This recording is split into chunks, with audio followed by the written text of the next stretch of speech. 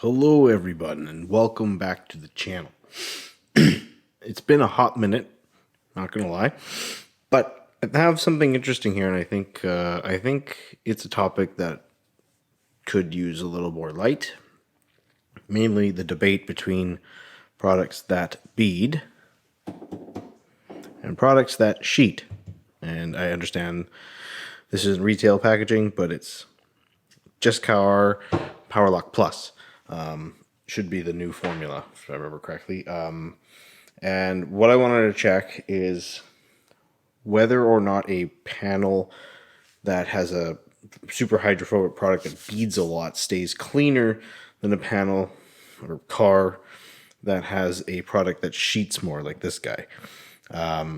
So what I've done is I have acquired a panel that is large enough to sort of sit on its own on an angle. It's a spoiler, in the way it's shaped. It sort of props itself up on a nice, like, 70 something degree angle. It's about like that. And I've polished it and panel wiped it and applied both these products on either side with a big control chunk in the middle. And we are going to leave it outside in my backyard. Now, yes, that's not driving. So it's not quite the same as if I drove around with products on the car, but I'm at a point right now where I can't really start a test like that for a couple of reasons. But at least get it exposed to the outside, get water and environmental dirt, fallout, whatever you want to call it, onto the panel, and then see whether or not the side that beads a lot stays cleaner or the side that sheets a lot stays cleaner. Because where I live, water spotting isn't really a thing. There's not a lot of hard minerals. My water is extremely soft. It's better than bottled water out of the tap. I'm quite fortunate in that regard, but I just can't test for that because I don't have the environment for it. So if you live somewhere where that is the case, a product that sheet might actually be more effective for you. But what I want to check is just overall cleanliness. How much dirt stays on the panel? Which one rinses off cleaner? I guess we'll be doing a long-term test for the protection products themselves all at the same time. But we're going to test what I can test with the environment I have in this regard. So basically, you're going to see each side of the panel is labeled. There's no mystery here. You'll know exactly which one's which. I apologize in advance for the tape. When I filmed the initial water behavior, you can barely read the label. So to say it right now, the product on the left is Sonax. Maybe I should move these around. And the product on the right is Carbrite. Again, the one that's super slow is not Carbrite, Jescar. Come on now, get it together. And the product that beads like crazy is Sonax. So that's what we're going to look at. I've got some footage of the panel after about 3 or 4 days of curing in the garage after polished panel wipe. If you haven't seen it already, I should have overlaid the footage of me prepping the panel, and then we'll get into the initial water behavior. Again, in the garage, just checking how things look, and there'll be some slow-mo and all that good stuff.